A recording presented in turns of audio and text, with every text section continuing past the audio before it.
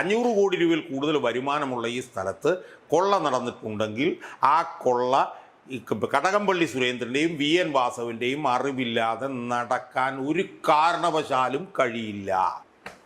അപ്പോൾ അടുത്ത സ്റ്റെപ്പ് എന്ന് പറഞ്ഞാൽ എന്താ? അടുത്ത സ്റ്റെപ്പ് എന്ന് പറയുന്നത് പിണറായി വിജയൻ നേരിട്ട് കൊള്ളയ്ക്ക് നേതൃത്വം കൊടുക്കുകയില്ലേ? ഒരിക്കലും ചെയ്യില്ല. പിണറായി വിജയൻ ഒരിക്കലും നേരിട്ട് അങ്ങനെ ചെയ്യില്ല. അപ്പോൾ വരുന്ന രണ്ടാമത്തെ ബോധ്യം എന്താ? പിണറായി വിജയൻ ഈ കൊള്ളയ്ക്ക് നേതൃത്വം കൊടുക്കണമെങ്കിൽ അത് അതാത് കാലത്തിരുന്ന. നമസ്കാരം. ശബരിമല സ്വർണ്ണക്കൊള്ള കേസ് ഉയർന്നു വന്നത് 2025 സെപ്റ്റംബറിലാണ്. ഏകദേശം 1 കൊല്ലം ആകാൻ പോകുന്നു. ഈ കേസിൻ്റെ നാൾ വഴികളിലൂടെ സഞ്ചരിച്ചാൽ ഈ സംഭവത്തിൽ മുൻ ദേവസ്വം ബോർഡ് പ്രസിഡന്റ് PS പ്രശാന്തിനുള്ള പങ്ക് വ്യക്തമാകും. പക്ഷേ പ്രശാന്തിനെ അറസ്റ്റ് ചെയ്യുന്ന ഒരു സമീപനമല്ല SIT സ്വീകരിച്ചത്. എന്നാൽ ഇപ്പോൾ ഗത്യന്തരമില്ലാതെ 2-3 ദിവസങ്ങൾക്ക് മുൻപ് പ്രശാന്തിനെ വീട്ടിൽ കയറി അറസ്റ്റ് ചെയ്തിരിക്കുന്നു എന്നുള്ള ഒരു വാർത്ത വരുന്നുണ്ട്. അദ്ദേഹം ഇപ്പോൾ റിമാൻഡിലാണ്. പക്ഷേ നിർണായകമായിട്ടുള്ള ചില അറസ്റ്റുകൾ കൂടി നടക്കും എന്ന് പറയുന്നുണ്ടെങ്കിലും ആ നിർണായകരുടെ കൂട്ടത്തിൽ മുൻ ദേവസ്വം ബോർഡ് മന്ത്രിമാരായ കടകംപള്ളി സുരേന്ദ്രൻ്റെയും VN വാസവൻ്റെയും പേരില്ല. VN വാസവനെ മാറ്റി നിർത്തിയാൽ പോലും കടകംപള്ളിക്ക് ഈ കേസിലെ 1-ാം പ്രതിയായ ഉണ്ണികൃഷ്ണൻ പോറ്റിയുമായിട്ടുള്ള ബന്ധം തെളിയിക്കുന്ന ചിത്രങ്ങളടക്കം തെളിവുകളായി പുറത്തു വന്നിട്ടുണ്ട്. എന്തുകൊണ്ടാണ് ഈ പ്രശാന്തോടുകൂടി ഈ കേസ് അവസാനിപ്പിക്കാനാണോ നമ്മൾ ഈ ഒരു ശബരിമല പെരുങ്കൊള്ളയെ നമ്മൾ ആഴത്തിൽ ഒന്ന് പരിശോധിച്ച് നോക്കിയാൽ നമുക്ക് ചില കാര്യങ്ങൾ ബോധ്യമാവും. എന്താണെന്ന് ചോദിച്ചാൽ, നമ്മൾ പലതവണ പറഞ്ഞതുപോലെ കേരളത്തിലെ 35% വരുന്ന ഹിന്ദു മതവിഭാഗത്തിൻ്റെ ഏറ്റവും എണ്ണം പറഞ്ഞ ഒരു ആരാധനാലയമാണ് ശബരിമല. ഇപ്പോൾ ഹിന്ദുക്കൾക്ക് 100,000-കണക്കിന് ആരാധനാലയങ്ങളുണ്ട് കേരളത്തിൽ. ആ ആരാധനാലയങ്ങളിൽ വെച്ച് ഏറ്റവും പ്രധാനപ്പെട്ട ഒരു തീർത്ഥാടന കേന്ദ്രമാണ് ശബരിമല. ആ ശബരിമലയിലാണ് ശബരിമല സന്ദർശിക്കുന്നവരുടെ എണ്ണം എക്സ്പോണൻഷ്യലായിട്ടാണ് കൂടുന്നത്. 10,000-കണക്കിന് വെച്ചിട്ട് ഓരോ വർഷവും കൂടിക്കൊണ്ടിരിക്കുകയാണ്. കേരളത്തിൽ നിന്ന് ഉള്ളത് മാത്രമല്ല, കേരളത്തിൽ നിന്നുള്ള സമീപ സംസ്ഥാനങ്ങളിൽ നിന്ന് മാത്രമല്ല, വടക്കേ ഇന്ത്യയിൽ നിന്ന് പോലും തീർത്ഥാടകർ 10,000-കണക്കിന് വീതം ഈ ശബരിമലയിലേക്ക് വന്നുകൊണ്ടിരിക്കുകയാണ്. അതിൻ്റെ ഭാഗമായി ശബരിമലയിലാണ് ഏറ്റവും കൂടുതൽ ഈ കാണിക്ക, ഏതാണ്ട് 500 കോടി രൂപയുടെയൊക്കെ 500-500-ൽ കൂടുതൽ കോടി രൂപയുടെ കാണിക്ക ഓരോ വർഷവും ലഭിക്കും എന്നാണ് നമുക്ക് മനസ്സിലാക്കാൻ കഴിയും. അതിപ്പോൾ പലതരത്തിലൊക്കെ നമ്മൾ കേട്ടിട്ടുണ്ട്. ഈ ഭക്തന്മാർ വന്നിട്ട് അവരുടെ മാലയും വളയും ഇതൊക്കെ ഊരി എറിയുന്നു. പിന്നെ ഇപ്പം പല സംസ്ഥാനങ്ങളിൽ നിന്നൊക്കെ വരുന്നിട്ട് അവർ പറയുന്നത് അവരൊരു ബിസിനസ് തുടങ്ങിയാൽ ആ ബിസിനസ്സിലെ ഒരു ഷെയർ ഹോൾഡർ ആയിരിക്കും അയ്യപ്പൻ എന്നാണ് പറയുന്നത്. മനസ്സിലായില്ലേ? അപ്പോൾ സ്വാഭാവികമായും ആ കമ്പനി ഉണ്ടാക്കുന്ന ആ ബിസിനസ്സിൽ നിന്ന് കിട്ടുന്ന ലാഭത്തിൻ്റെ ഒരു ശതമാനം അവർ കൊണ്ടുവന്നിട്ട് അയ്യപ്പന് കൊടുക്കുകയാണ്. അത് ചിലപ്പോൾ കോടികൾ വരും. അപ്പോൾ ആ നിലയിൽ കേരളത്തിലെ ഹിന്ദു മതവിഭാഗത്തിൻ്റെ ഏറ്റവും പ്രധാനപ്പെട്ട ആരാധനാലയം, 2, ആ ആരാധനാലയത്തിലേക്ക് വരുന്നവരുടെ എണ്ണം 10,000-കണക്കിന് ഓരോ വർഷവും വർദ്ധിക്കുന്നു എന്ന് മാത്രമല്ല, നമ്മൾ ഇതിനു മുമ്പ് പല പ്രാവശ്യം പറഞ്ഞതുപോലെ ആ ക്ഷേത്രത്തിലെ പ്രതിഷ്ഠ അയ്യപ്പനാണ്. ആ അയ്യപ്പനായിട്ടാണ് ആളുകൾ വ്രതം എടുത്തിട്ട് അങ്ങോട്ട് പോകുന്നത്. അത് വേറെ ഒരു ആരാധനാലയത്തിനും അങ്ങനെ ഇല്ല. എന്ന് മാത്രമല്ല, ഞാൻ നേരത്തെ പറഞ്ഞതുപോലെ ഏറ്റവും കൂടുതൽ വരുമാനമുണ്ടാക്കുന്ന, ഒരു വർഷം ഒരു 500 കോടി രൂപയിൽ കൂടുതൽ വരുമാനമുണ്ടാക്കുന്ന ഒരു ആരാധനാലയ ക്ഷേത്രമാണ് ഈ ശബരിമല. അപ്പോൾ സ്വാഭാവികമായും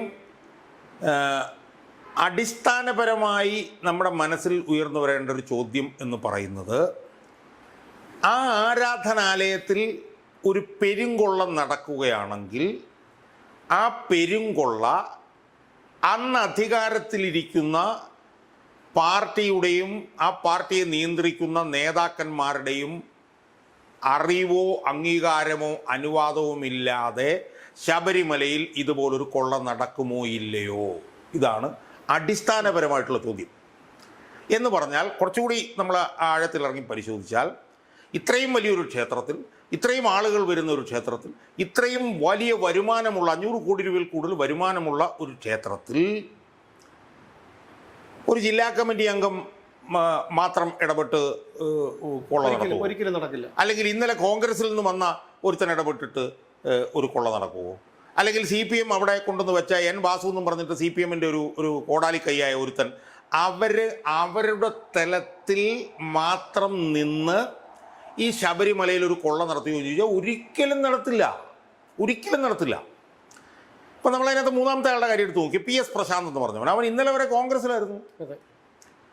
അവൻ ഇങ്ങോട്ട് വരുന്നു, അവന് ശബരിമലയിലെ ദേവസ്വം ബോർഡിൻ്റെ പ്രസിഡന്റ് ആവുന്നു, അവൻ്റെ സമയത്ത് വലിയ കൊള്ള നടത്തുന്നു. അപ്പോൾ ഇതിൽ നിന്ന് നമ്മൾക്ക് മനസ്സിലാക്കാൻ കഴിയുന്ന അടിസ്ഥാനപരമായിട്ടുള്ളൊരു കാര്യം എന്ന് പറയുന്നത്, ഒരു വർഷം 500 കോടി രൂപയിൽ കൂടുതൽ വരുമാനമുള്ള കേരളത്തിലെ ഹിന്ദുക്കളുടെ ഏറ്റവും വലിയ ആരാധനാലയത്തിൽ ഇതുപോലെ ഒരു പെരുങ്കൊള്ള നടക്കണമെന്നുണ്ടെങ്കിൽ അത് ഉന്നതതല രാഷ്ട്രീയ ബന്ധവും അറിവും അംഗീകാരവും സമ്മതവും ഇല്ലാതെ നടക്കില്ല എന്നുള്ളതാണ്. അത് പ്രാഥമികമായിട്ടുള്ള ഒരു ബോധ്യമാണ്.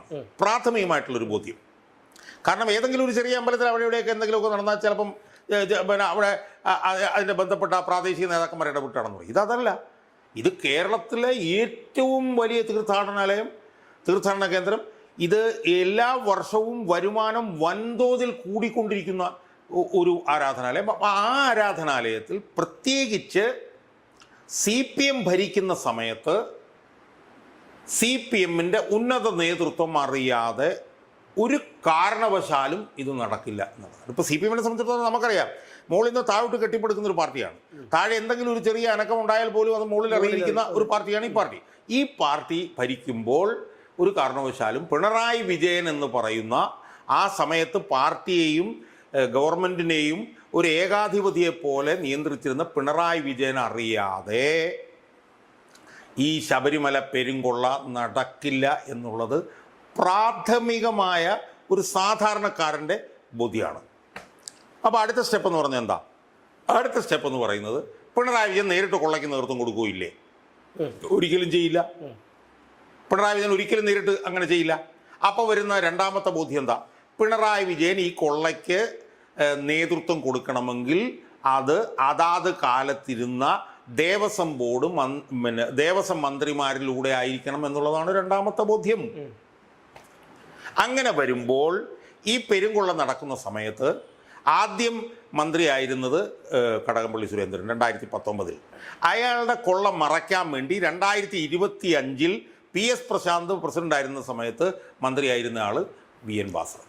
അപ്പോൾ അതുകൊണ്ട് അടിസ്ഥാനപരമായി നമുക്കുണ്ടാവേണ്ട ഒരു ബോധ്യം എന്ന് പറഞ്ഞാൽ, ഈ ശബരിമല എന്ന് പറയുന്ന ഈ സ്ഥലത്ത് 500 കോടി രൂപയിൽ കൂടുതൽ വരുമാനമുള്ള ഈ സ്ഥലത്ത് കൊള്ള നടന്നിട്ടുണ്ടെങ്കിൽ ആ കൊള്ള കടകംപള്ളി സുരേന്ദ്രൻ്റെയും VN വാസവൻ്റെയും അറിവില്ലാതെ നടക്കാൻ ഒരു കാരണവശാലും കഴിയില്ല.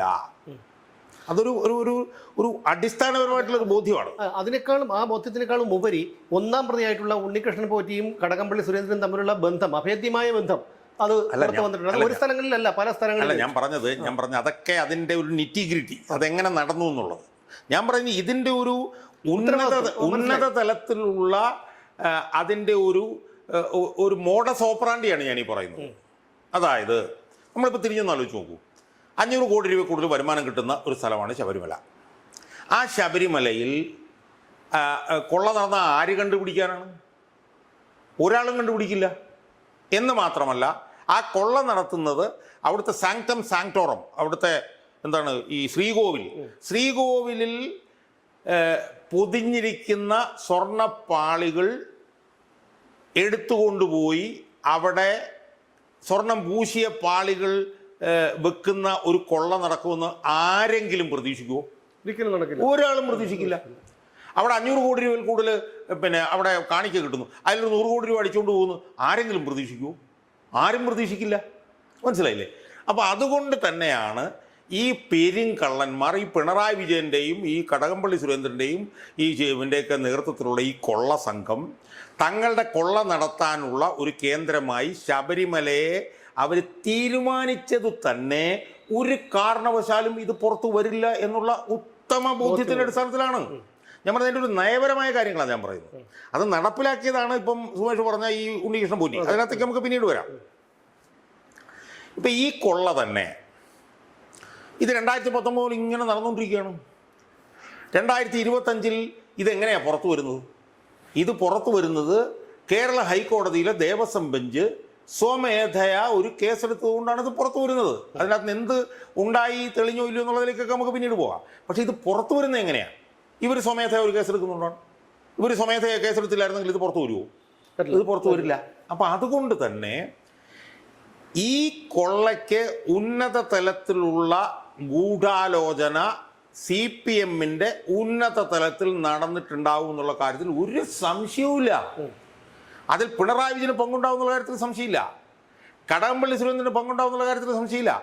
VN വാസവന് പങ്കുണ്ടാവും എന്നുള്ള കാര്യത്തിലും ഒരു സംശയമില്ല. നമ്മളിപ്പോൾ ഈ 2 ദേവസ്വം മന്ത്രിമാരെ നമ്മളൊന്ന് എടുത്ത് നോക്കിയേ. ഈ 2 പേരും എന്ന് പറയുന്നത് വിജയന്റെ കോടാലിക്കൈകളാണ്. അതെ. ഇപ്പോൾ കടകംപള്ളി സുരേന്ദ്രൻ പിണറായി വിജയൻ ഇരിക്കാൻ പറഞ്ഞാൽ കിടന്ന് ഉരുളും. VN വാസവൻ പിണറായി വിജയൻ ഇരിക്കാൻ പറഞ്ഞാൽ കിടന്ന് ഉരുളും. അപ്പം വിജയന്റെ കോടാലിക്കൈകളെ അവിടെ വെച്ചത് തന്നെ ഈ ഉദ്ദേശം വെച്ചുകൊണ്ടിട്ടാണ്. മനസ്സിലായില്ലേ?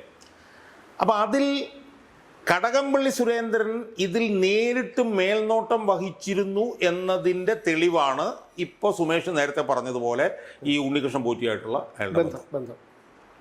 ഉണ്ണികൃഷ്ണൻ പോറ്റിയായിട്ട് പല സ്ഥലങ്ങളിൽ ഇരുന്നുള്ള ഫോട്ടോകൾ വരുന്നുണ്ട്. അതിൽ ഒരു ഫോട്ടോ വളരെ റെലവൻ്റ് ആണ്. എന്താണ്? ബാംഗ്ലൂരല്ല, കടകംപള്ളി സുരേന്ദ്രന്റെ മന്ത്രി ഓഫീസിലെ സ്വകാര്യ മുറിയിൽ ഇരുന്നു കൊണ്ട് ഇവർ രണ്ടുപേരും സംസാരിക്കുന്ന ഒരു ഫോട്ടോ പുറത്തു വന്നിട്ടുണ്ട്. ആ ഫോട്ടോ നോക്കിയാൽ കൃത്യമാണ്, ആ ശരീരഭാഷ കൃത്യമാണ്. ഈ കൊള്ളയുടെ വിശദാംശങ്ങൾ ഉണ്ണികൃഷ്ണൻ പോറ്റിയും കടകംപള്ളി സുരേന്ദ്രൻ തമ്മിൽ അന്യോന്യം സംസാരിക്കുകയാണെന്നുള്ളത് ആ ഫോട്ടോ നോക്കുന്ന തലയ്ക്ക് വെളിയുള്ള ആർക്കും ബോധ്യമാവും. ഒന്നാമത്.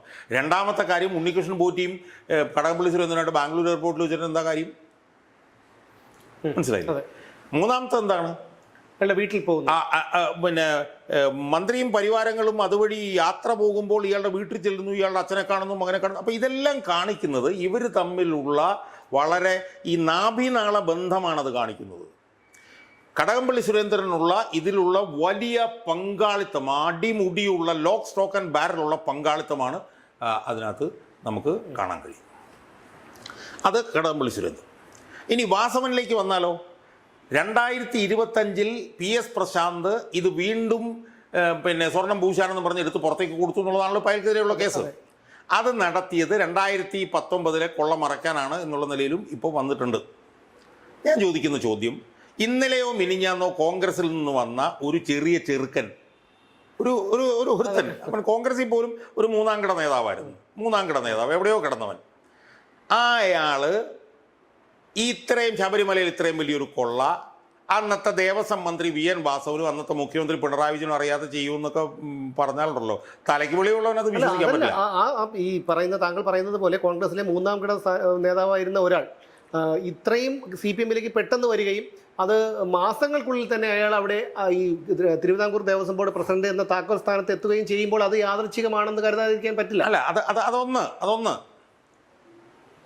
പക്ഷെ അങ്ങനെ വന്ന ഒരു 3ാം കിട നേതാവ് ശബരിമലയിൽ ഇത്രയും വലിയൊരു കൊള്ള അയാൾ സ്വമേധയാ എടുത്ത് നടത്തി എന്ന് പറഞ്ഞു കഴിഞ്ഞാൽ തലയ്ക്ക് വെളിയുള്ള ആർക്കെങ്കിലും വിശ്വസിക്കാൻ പറ്റുമോ? അതും CPM പോലൊരു പാർട്ടിയിൽ, അതും പിണറായി വിജയനെ പോലെ ഒരാളുടെ ഏക ഛത്രാധിപതിയായിട്ട് പാർട്ടിയെയും സർക്കാരിനെയും എല്ലാം ഭരിച്ചുകൊണ്ടിരിക്കുന്നത് ഒരു കാരണവശാലും ഇല്ല. അപ്പോൾ അതുകൊണ്ട് ഇതിൽ നിന്ന് ഉരുത്തിരിഞ്ഞു വരുന്നൊരു കൃത്യമായിട്ടുള്ളൊരു വിവരം എന്താണെന്ന് ചോദിച്ചാൽ, ഈ പെരുങ്കൊള്ളയിൽ കടകംപള്ളി സുരേന്ദ്രനും വാസവനും പങ്കുണ്ടെന്നുള്ള കാര്യത്തിൽ ഒരു സംശയവുമില്ല. ആ പങ്ക് അന്വേഷിച്ചു കഴിഞ്ഞാൽ ആ പങ്ക് വിജയനിലേക്ക് ചെല്ലും എന്നുള്ള കാര്യത്തിലും ഒരു സംശയവുമില്ല.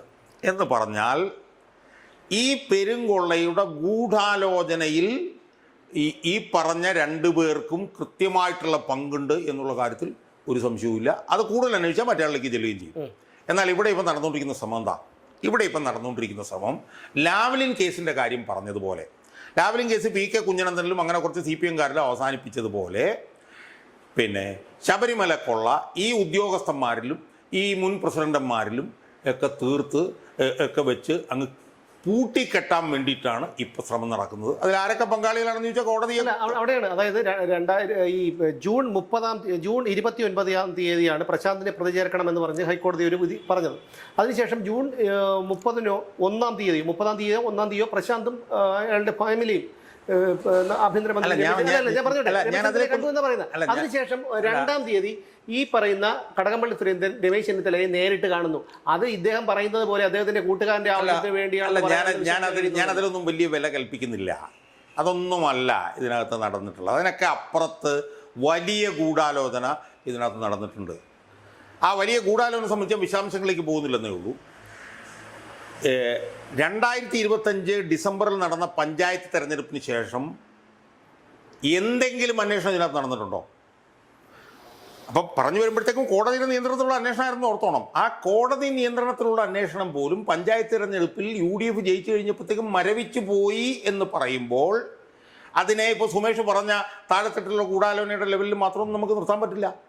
എന്തുകൊണ്ടാണ് പിന്നെ കഴിഞ്ഞ പഞ്ചായത്ത് തിരഞ്ഞെടുപ്പ് കഴിഞ്ഞപ്പോഴത്തേക്കും ഈ അന്വേഷണം മരവിച്ചു പോയത്?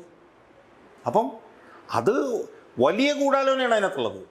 കാരണം ഇത് ആദ്യാവസാനം ഹൈക്കോടതിയുടെ നേതൃത്വത്തിൽ നടന്നൊരു അന്വേഷണമാണ് ഇത് അന്വേഷണം. ആ അന്വേഷണമാണ് ഇപ്പോൾ അട്ടിമറിക്കപ്പെട്ടിരിക്കുന്നത്.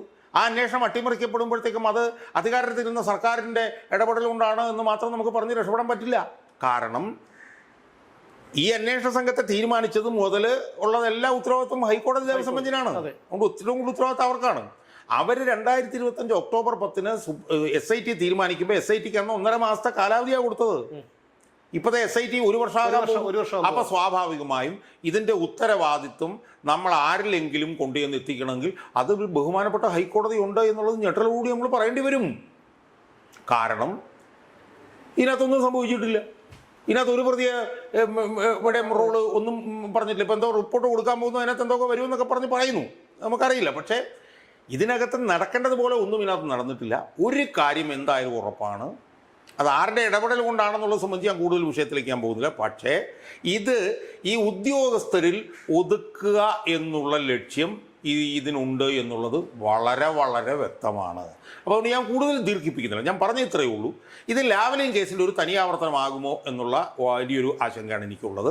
ലാവ്ലിൻ കേസിൽ ഗൂഢാലോചനയുടെ മുകളിലേക്ക് ഒന്നും പോകാതെ അത് ഒത്തുതീർന്നത് പോലെ ഇവിടെ ഇത് പത്മകുമാറിലും വാസുവിലും PS പ്രശാന്തിലും ഒതുക്കി വാസവനെയും കടകംപള്ളി സുരേന്ദ്രനെയും മുകളിലിരിക്കുന്ന വിജയനെയും രക്ഷപ്പെടുത്താൻ വേണ്ടിയിട്ടുള്ള ഒരു വലിയ ഗൂഢാലോചന ഇതിൽ നടന്നിട്ടുണ്ട് എന്നുള്ളതാണ് എനിക്ക് പറയാനുള്ളത്. ഞാനത് കൂടുതൽ പറയാത്തതിൻ്റെ കാരണം എന്ന് വെച്ചാൽ കൂടുതൽ പോയി കഴിഞ്ഞാൽ അത് പിന്നെ വേറെ രീതിയിലൊക്കെ അത് പോകും എന്നുള്ളതുകൊണ്ടാണ് ഞാൻ പറയുന്നത്. അത് ആരാണ് ഉത്തരവാദികൾ എന്നുള്ളത് ഞാൻ പറയുന്നില്ല. പക്ഷേ നമുക്കെല്ലാവർക്കും അറിയാം അതിലാർക്കായിരിക്കും ഉത്തരവാദിത്വം എന്നുള്ളത്. മനസ്സിലായി? ആ ഉത്തരവാദിത്വമുള്ള സംവിധാനം ഇപ്പോൾ സംശയത്തിൻ്റെ നിഴലിലാണ് എന്ന് മാത്രമേ എനിക്ക് സൂചിപ്പിക്കാനുള്ളൂ. ഇതിന് ഇനി UDF സർക്കാർ എന്താണ് ഇതിനകത്ത് ചെയ്യാൻ പോകുന്നത് എന്നുള്ളത് വളരെ പ്രധാനപ്പെട്ടതാണ്. കാരണം കുറ്റപത്രം കൊടുത്തു കഴിയുമ്പോൾ ഇത് ഉദ്യോഗസ്ഥന്മാരിൽ ഒതുക്കി തീർത്തു, ഇതിൻ്റെ ഗൂഢാലോചന അന്വേഷിക്കണം എന്ന് UDF സർക്കാർ പറയുമല്ലോ എന്നുള്ളതാണ് ഇപ്പം ഞാൻ ഉറ്റുനോക്കിക്കൊണ്ടിരിക്കുന്നത്. എന്നെ സംബന്ധിച്ചിടത്തോളം ഇതുമായി ബന്ധപ്പെട്ടുകൊണ്ട് ഇതിൽ ഗൂഢാലോചന നടന്നിട്ടുണ്ട്, ഇതിവിടെ ഒത്തുതീർക്കാൻ വേണ്ടിയിട്ടാണ് ശ്രമമെന്നും പറഞ്ഞുകൊണ്ട് ബഹുമാനപ്പെട്ട ദേവസ്വം മന്ത്രി K മുരളീധരന് വിശദമായിട്ടുള്ളൊരു നിവേദനം ഞാൻ കൊടുക്കാൻ വേണ്ടിയിട്ട് തീരുമാനിച്ചിട്ടുണ്ട്. അതിലെന്താണ് അയാൾ ചെയ്യാൻ പോകുന്നത്, മന്ത്രി ചെയ്യാൻ പോകുന്നത് എന്നുള്ളത് സംബന്ധിച്ച് ഒരു ക്ലിപ്തമായൊരു സമയവും കൂടെ നോക്കിയതിന് ശേഷം ഞാൻ വീണ്ടും നിയമവ്യവസ്ഥയുടെ മുന്നിലേക്ക് പോകാൻ വേണ്ടിയിട്ടാണ് ഉദ്ദേശിക്കുന്നത്. എന്തായാലും ഒരു കാര്യം ഉറപ്പാണ്, ഇത് ഉദ്യോഗസ്ഥന്മാരിൽ ഇതിൻ്റെ പണി തീർത്ത് ഒത്തുതീർപ്പിൽ ആക്കാൻ വേണ്ടിയിട്ടുള്ള എന്തോ ഗൂഢാലോചന ഏതോ കേന്ദ്രങ്ങളിൽ നടന്നിട്ടുണ്ട്. അതേതാണ്ട് വിജയിച്ചു എന്നാണ് ഇതുവരെയുള്ള ഇതിൻ്റെ നിലപാട് നോക്കുമ്പോൾ നമുക്ക് കാണാൻ കഴിയും. ഇല്ല, തീർച്ചയായിട്ടും അത് നമ്മുടെ ഇന്നത്തെ മുഖ്യമന്ത്രി, അന്ന് മുഖ്യമന്ത്രി കഴിഞ്ഞ മെയ് 1-ാം തീയതി കൊച്ചിയിൽ നിന്ന് ഒരു ചാർട്ടേഡ് ഫ്ലൈറ്റിൽ മംഗളൂരുവിലേക്ക് നടത്തിയ യാത്രയിൽ അദ്ദേഹത്തോടൊപ്പം ഉണ്ടായിരുന്നത് ശബരിമല സ്വർണ്ണക്കൊള്ള കേസിൽ SIT ചോദ്യം ചെയ്ത് വിട്ടയച്ച റജികുമാർ എന്ന് പറയുന്ന ഒരു വ്യക്തിയാണ്. അപ്പോൾ അതുകൊണ്ട് തന്നെ അന്വേഷണം ഏതുവരെ പോകും, എങ്ങോട്ട് പോകും എന്നുള്ള കാര്യമൊക്കെ നമുക്ക് ഊഹിക്കാവുന്നതേ ഉള്ളൂ. പിന്നെ ചെയ്യാത്ത ജോലിക്ക് സേവനത്തിന് വേണ്ടി മോളുടെ കമ്പനിക്ക് വേണ്ടി 2,78 ലക്ഷം രൂപ കൈപ്പറ്റിയ പിണറായി വിജയൻ ഇതുപോലെയുള്ള ഒരു പെരും കൊള്ള നടന്നിട്ട് അതിൻ്റെ പങ്ക് കൈപ്പറ്റിയില്ല എന്നൊക്കെ പറഞ്ഞാൽ അത് വിശ്വസിക്കണമെങ്കിൽ അത് ആർക്കും വിശ്വസിക്കാൻ കഴിയുന്ന ഒന്നല്ല. ഞാൻ അന്നും പറയുന്നത് ഇന്നും പറയുന്നത് നിയമത്തിൽ, ഈ നിയമ സംവിധാനത്തിൽ യാതൊരു വിശ്വാസ്യതയുമില്ല, ഒന്നും നടക്കാൻ പോകുന്നില്ല. ഇപ്പോൾ പ്രശാന്തോടുകൂടി ഈ സംഭവം അവസാനിപ്പിക്കാൻ ഉള്ള ഒരുക്കമാണ് നടക്കുന്നതെന്നുള്ളത് നമുക്ക് അറിയാം. അത് മാത്രമല്ല, പ്രശാന്തിനെ തന്നെ അറസ്റ്റ് ചെയ്തത് എത്ര സമ്മർദ്ദത്തിൻ്റെ ഫലമായാണ്. അത് നിൽക്കക്കള്ളി ഇല്ലാതെയാണ് പ്രശാന്തിനെ അറസ്റ്റ് ചെയ്യേണ്ടി വന്നത്. അത് മാത്രവുമല്ല, ഇതിൽ ആദ്യം മുതൽ തന്നെ ഞങ്ങൾക്ക് ആവർത്തിച്ച് പറയുന്ന ഒരാളുണ്ട്, ഫോട്ടോഗ്രാഫർ വിജയകുമാർ, ഉണ്ണി എന്ന് വിളിക്കുന്ന വിജയകുമാർ. ആ വിജയകുമാറിൻ്റെ പങ്കുകളൊന്നും ഇതുവരെ വന്നില്ല. അയാളെ ചോദ്യം ചെയ്ത് വിട്ടയച്ചു എന്നൊക്കെ പറയുന്നുണ്ട്, മൊഴിയെടുത്ത് വിട്ടയച്ചു എന്നൊക്കെ പറയുന്നുണ്ട്. പക്ഷേ അയാളുടെ പങ്കുകളൊന്നും ഇതുവരെ പുറത്തു വന്നിട്ടില്ല, വരികയുമില്ല. കാരണം അയാളുടെയൊക്കെ പങ്ക് പുറത്തു വന്നു കഴിഞ്ഞാൽ മറ്റ് പലരുടെയും പേരുകൾ പുറത്തു വരും. അതുകൊണ്ട് എനിക്ക് ഈ നിയമ സംവിധാനത്തിൽ വിശ്വാസമില്ല, ഒന്നും നടക്കാൻ പോകുന്നില്ല, ഇതോടുകൂടി ചാപ്റ്റർ ക്ലോസ് ആവും. പക്ഷേ അയ്യപ്പനിൽ എനിക്ക് വിശ്വാസമുണ്ട്. അവിടെ നിന്ന് പണി എന്തായാലും കിട്ടുമെന്നുള്ള കാര്യത്തിൽ യാതൊരു തർക്കവുമില്ല. ആ ഒരു വിശ്വാസത്തോടുകൂടി നിർത്തുന്നു. വീണ്ടും കാണാം.